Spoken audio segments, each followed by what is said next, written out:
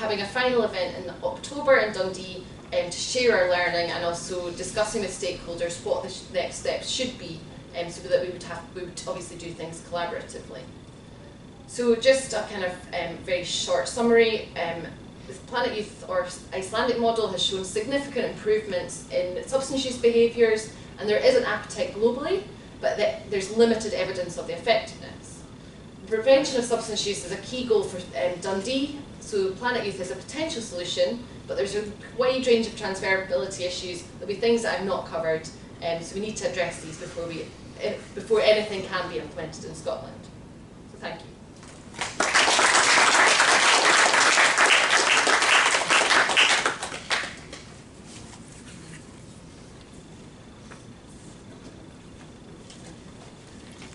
So we now have time until 5 o'clock to talk in general about issues of transferability and whether it's worth doing, how you do it, how much, how little, where and when. And that was absolutely fascinating to hear about that. That's a work in progress. Yeah, so, I mean, maybe you two should come here and take questions. But since it's the end of the day, people can range widely in their comments and questions. But first of all, particular questions to our speakers on these issues of policy and practice transfer. Any takers?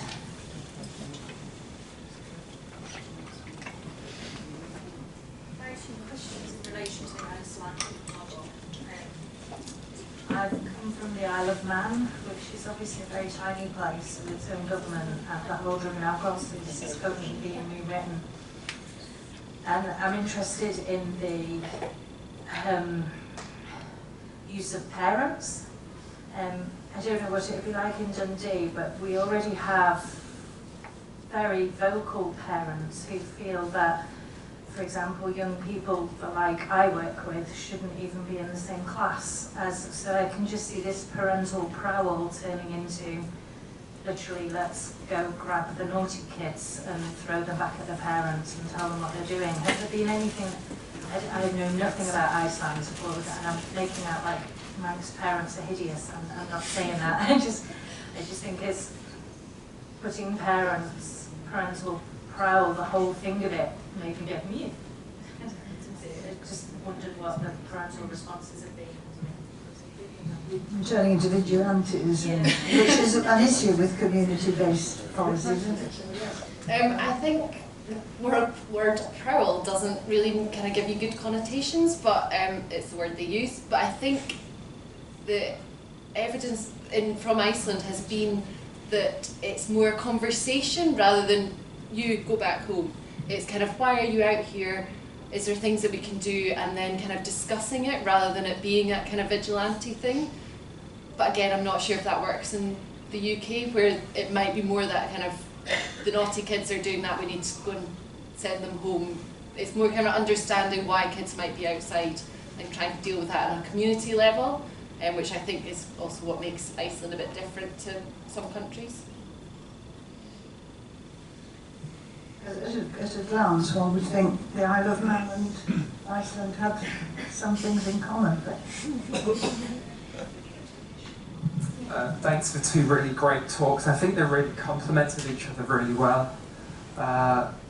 Just a quick comment on the Icelandic model that we implemented a similar.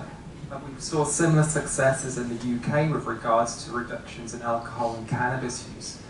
We didn't do anything. So I think there's some questions around the evidence base and how they've actually analysed what's happening in Iceland, but perhaps that's a discussion for later on. But I was just wondering with regards to the work done in the EPPIC project around implementation and adaptation, because you were talking quite clearly about what we might call deep level adaptations. So in models of adaptation, you talk about surface level adaptations and deep level adaptations, but particularly in public health, but perhaps in social science-informed public health around evaluations, perhaps more realist-informed approaches. We deliver these interventions into particular contexts where they interact with mechanisms to produce their outcomes, the classic Ray-Pawson model. But interventions themselves also have behavioural effects through internal mechanisms as well, how they produce behavioural change, so not just the mechanisms in which contexts operate. And I'm just wondering, in your project, that the examples that you gave were pretty much around how we adapt services and service models. But I was just wondering, as part of your reviews, because I think this is critical, about how those cultural changes also relate to internal mechanisms of interventions. So how interventions are proposed to work. Does that change between cultural contexts as well? What's the big question?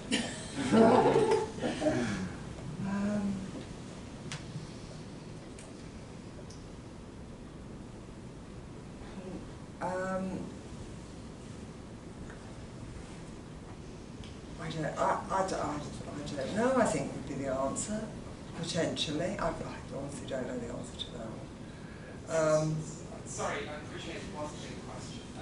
It's a very long question as well. Yeah, but I suppose the example I had in my mind was a classic program called Strengthening Families. Oh yeah, yeah.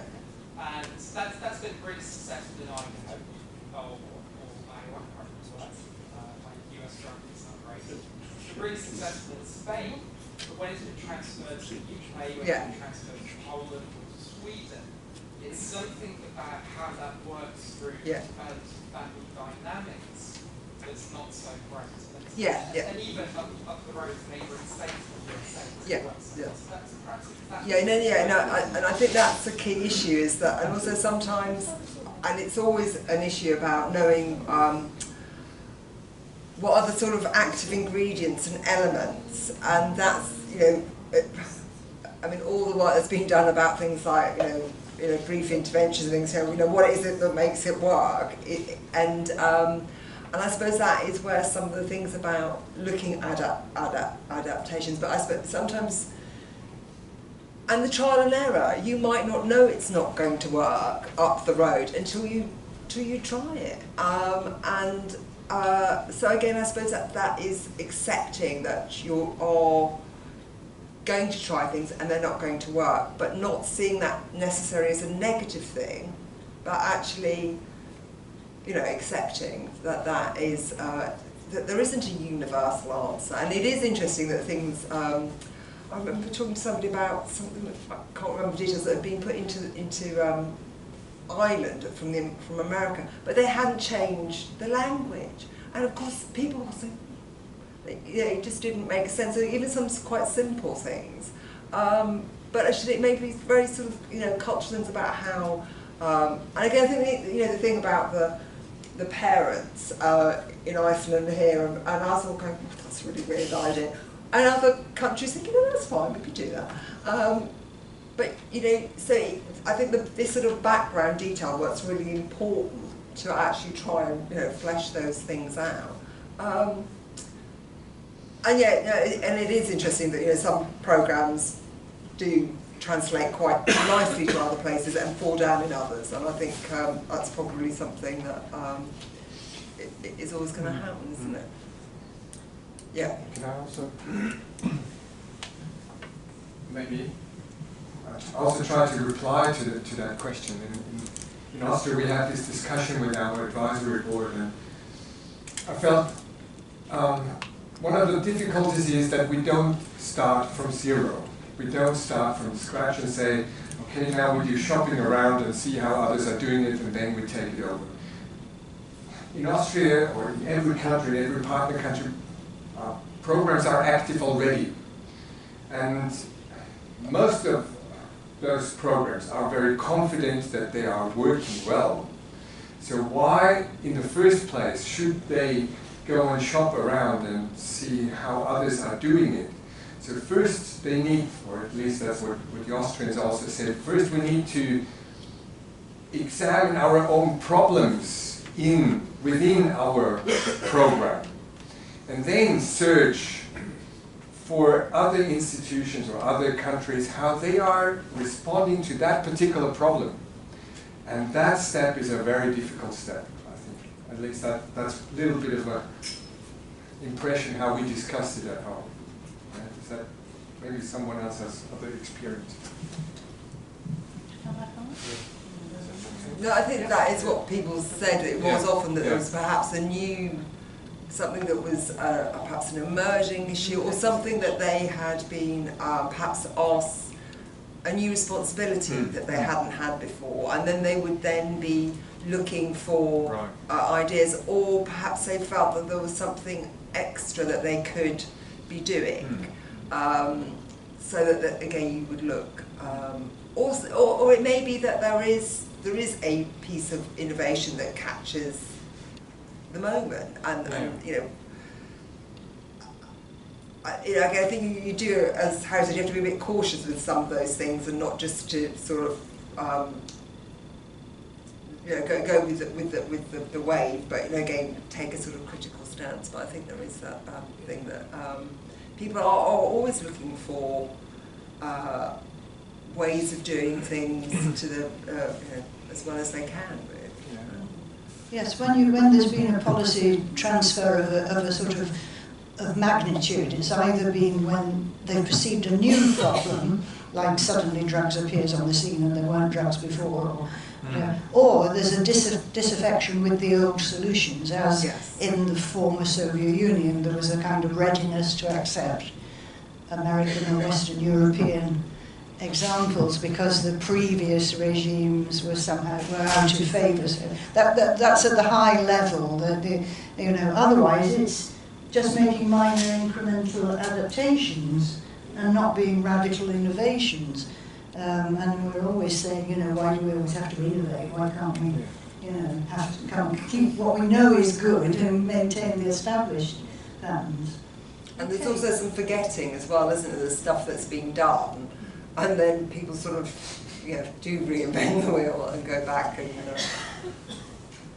Thanks. I just wanted to talk about the indicators, and thanks for the presentations. I particularly like the definitions about transfer and so on, which I tried to remember. And hopefully the slides are online. They will. And I really like the pictures of Dundee and Reykjavik, and I think they look really similar to me. That was amazing.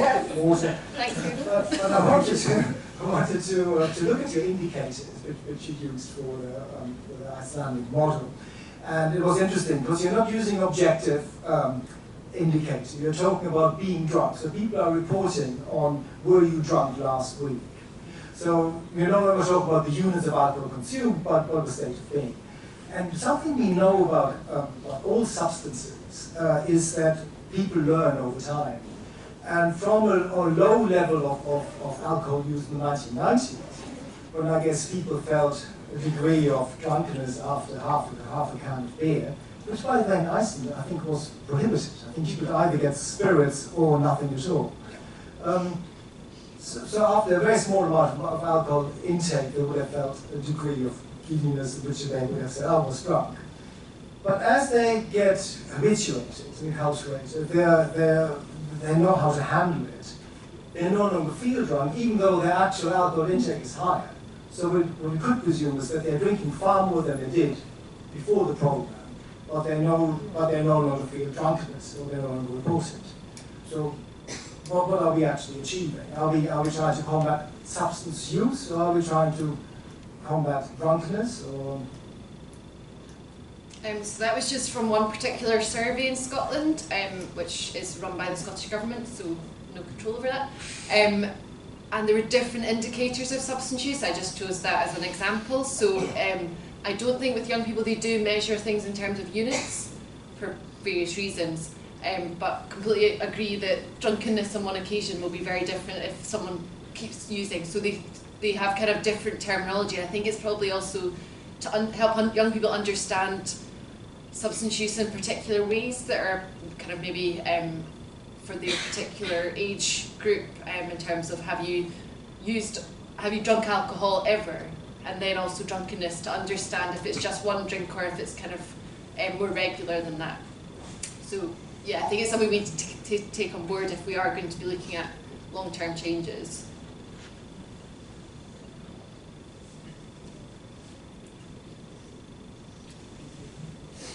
I have a question to Hannah about the Icelandic model. I know that the scientists who founded, who invented the model came from US, Millman. And I wonder if, because I read some stuff about the model, but I didn't find any evaluation of the previous implementation in US, because the model was already implemented in some communities, I don't remember where. So I wonder if you know if there are evidences, because you concluded your very interesting presentation saying there are no actually results, unlike from Iceland, but we know that Iceland is a very peculiar country in terms of, in terms also of numbers. I know that even the Italian newspaper gave room to this model. They say, we found the solution, but then nobody was interested in this model because it's impossible to think in terms also of money. Yeah, so I think I'm not particularly aware of the American stuff about Harvey Milkman, other than it came from an abstinence-based model where it was kind of suggesting if young people don't use drugs, they'll have a natural high. So it might be kind of different to how we might implement it in other places. Yeah, we've not been able to find any published of any sort of source data from any other country apart from Iceland. But we've, as I said, there's buy-in from 31 countries. So they're all implementing the model in various different ways.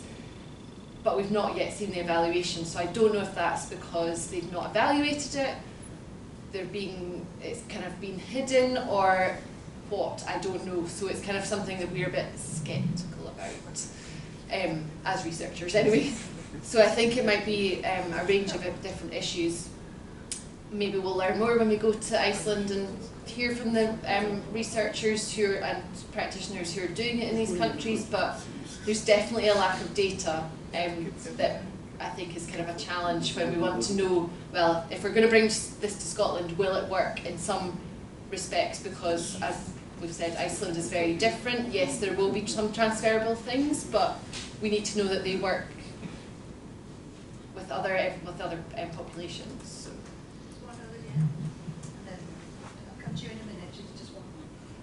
Looking at some American experiences around alcohol and substance use, I think that they're very often driven from a moralizing agenda, and they've got a huge political force behind them.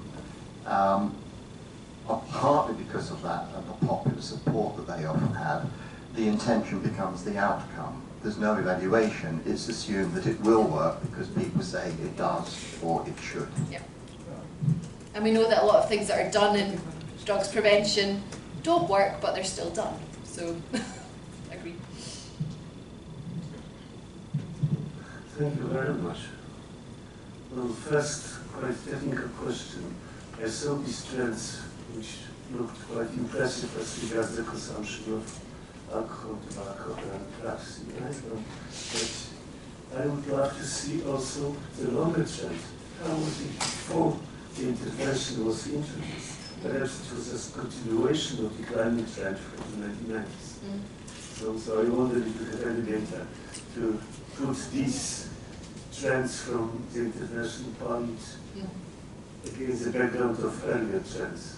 I don't, but I'm going to look into that because I think that's really important, and also looking at how that compares to other countries. As Harry said, the UK have reduced their substance use anyway, and we've not done anything really. So is it a natural, we're naturally reducing substances as a population?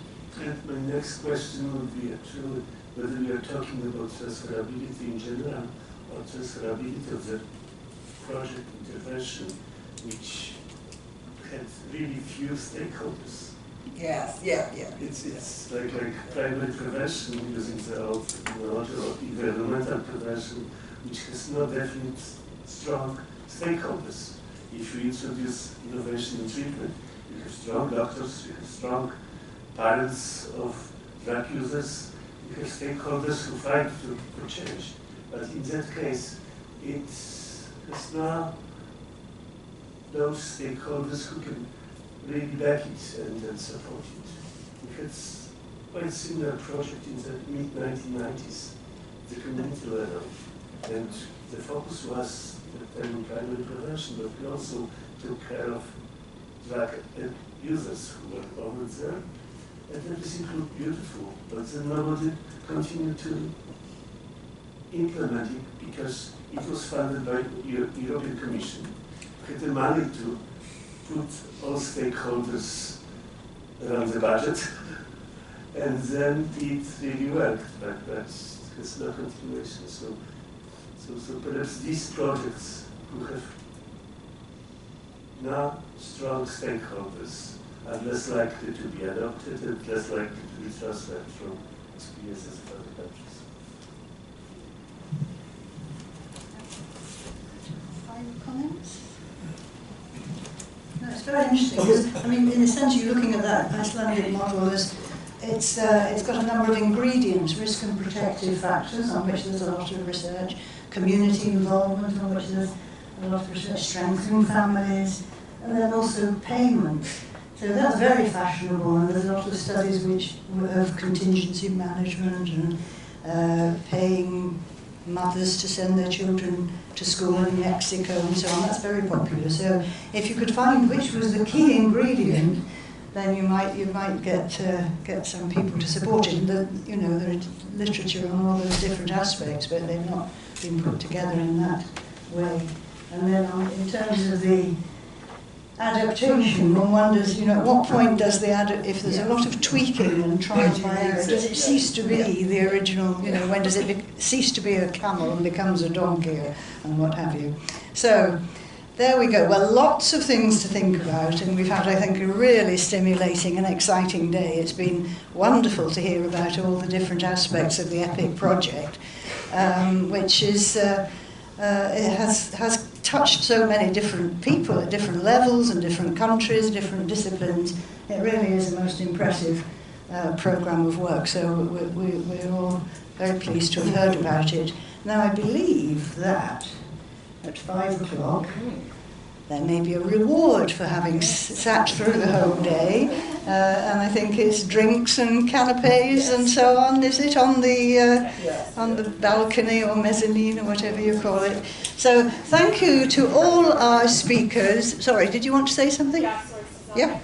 If everybody can look through their papers, someone has picked up the attendance list for the conference, which is actually something that we need to keep ourselves in other people's hands. So if you do have that, send it to the young Okay, so any light-fingered person who has managed to pick up the right thing, please return it as soon as possible. Right. So let's end the day by thanking all the speakers of this last session and then all the speakers throughout the day, and look forward to seeing you tomorrow.